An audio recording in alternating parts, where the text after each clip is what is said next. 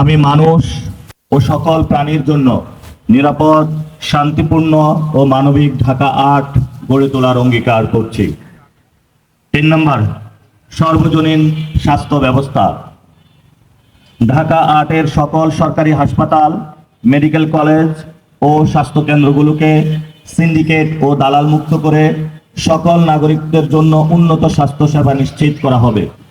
ঢাকা ৮-এর আওতাধীন Dhaka medical college সহ সকল সরকারি হাসপাতাল ও কমিউনিটি ক্লিনিকে পরিচ্ছন্নতা, নিরাপত্তা, রোগী বান্ধব পরিবেশ ও স্বাস্থ্যবিধি নিশ্চিত করার উদ্যোগ।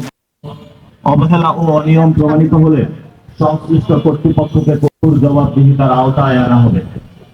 আন্তর্জাতিক মানের চিকিৎসা নিশ্চিত করতে আধুনিক চিকিৎসা সরঞ্জাম সংযোজন, দক্ষ চিকিৎসক ও নার্স নিয়োগ, প্রশিক্ষণ বৃদ্ধি এবং নতুন অবকাঠামো নির্মাণে কার্যকর উদ্যোগ নেওয়া হবে।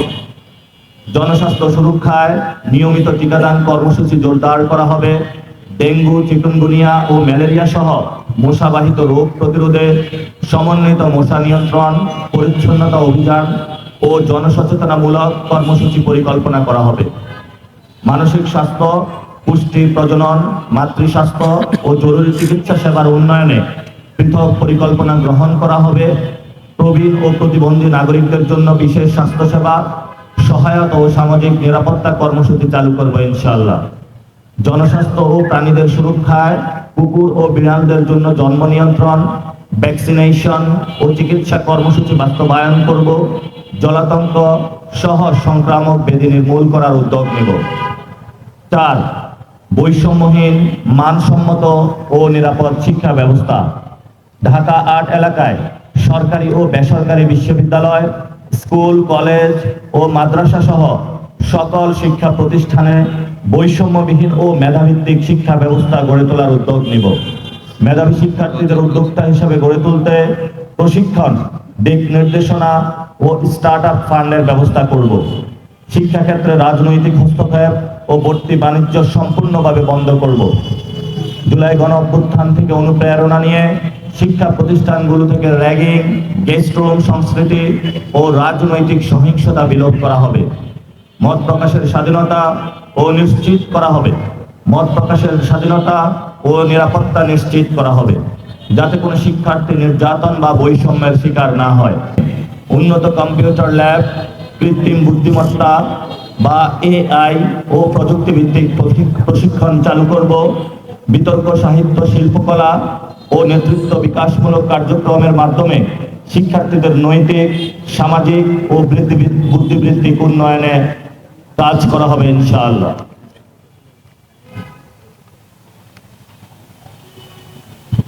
শিশু ও তরুণদের সুস্থ বিকাশ নিশ্চিত করতে বেদখল হওয়া মাঠ উদ্ধার ও বিদ্যমান পার্কের রক্ষণাবেক্ষণের মাধ্যমে নিরাপদ খেলাধুলার পরিবেশ গড়ে তোলা হবে। ঢাকা ৮কে সবাই মিলে, ভাই বোন, আমাদের মা বাবা, চাচা চাচি, খালা খালু সবাইকে নিয়ে, বৃদ্ধ, আবলা বনিতা, শিশু সবাইকে নিয়ে ইনশাআল্লাহ আমরা একটা নিরাপদ নগরী গড়ব। যেই নিরাপদ স্মার্ট সিটি যেটা হবে, মডেল সিটি যেটা হবে ঢাকা ৮, পুরো বাংলাদেশ নয়, বিশ্ব ব্যবস্থায় মডেল সিটি ছড়িয়ে পড়বে ইনশাআল্লাহ। আমাদের এখানে গুলিস্তান, মতিঝিল, বিভিন্ন জায়গায় পুরো ঢাকা ৮-এ ক্ষুদ্র এবং মাঝারি অনেক ব্যবসায়ী রয়েছেন। তো তারা বিশেষত চাঁদাবাজি, সন্ত্রাস, দখলদারিত্বের শিকার। আমরা টোটালি এটা স্টপ করবো ইনশাআল্লাহ। এখানে হলো ক্ষুদ্র হকার যারা রয়েছেন তাদেরকে আমরা পুনর্বাসন করব, লাইসেন্স দিব। যে জায়গাগুলো দখল হয়েছে সেগুলো আমরা দখল মুক্ত করে অ্যাপার্টমেন্ট বিল্ডিং করব এবং কমপ্লেক্স নির্মাণ করে সেখানে তাদেরকে দোকান বরাদ্দ দিব এবং তাদের যে নিরাপত্তা এটা সরকার থেকে দেওয়া হবে। তাদের ব্যবসা যে লাইসেন্সগুলো রয়েছে সেগুলো আমরা সহজ করে দিব।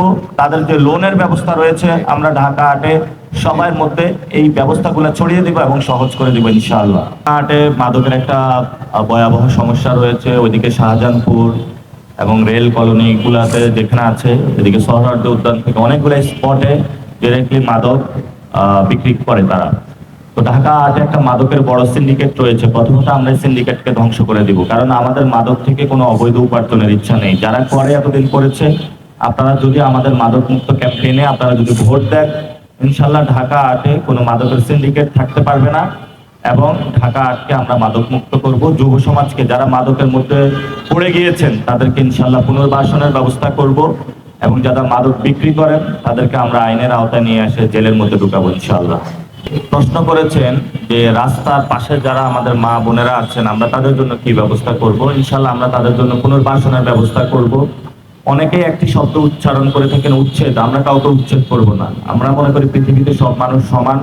আমরা তাদের জন্য চাকরির ব্যবস্থা করব, তাদের থাকা এবং খাওয়ার ব্যবস্থা করব, যাতে ঢাকাকে আমরা একটা ক্লিন সিটি বানাতে পারি। সবাইকে মানুষ হিসাবে মর্যাদা দিয়ে বরণ করে নিতে ঢাকা আর প্রস্তুত রয়েছে ইনশাআল্লাহ। প্রশ্ন করেছেন যে মতিঝিলে অনেকগুলো ক্লাব রয়েছে যেগুলো বিকাশ, মানুষের সুস্থ বিকাশের জন্য গড়ে তোলা হয়েছিল, খেলাধুলার জন্য। ওইগুলা দখল করে ওইগুলাকে হলো জুয়ার স্পট, ক্যাসিনোতে রূপান্তর করা হয়েছে। ইনশাল্লাহ ওইখানে আমরা যতটুকু জানি 10টা ক্লাব রয়েছে, একটা ক্লাবে জুয়ার কোনো আসর নেই, আর বাকি 9টা ক্লাবে রয়েছে।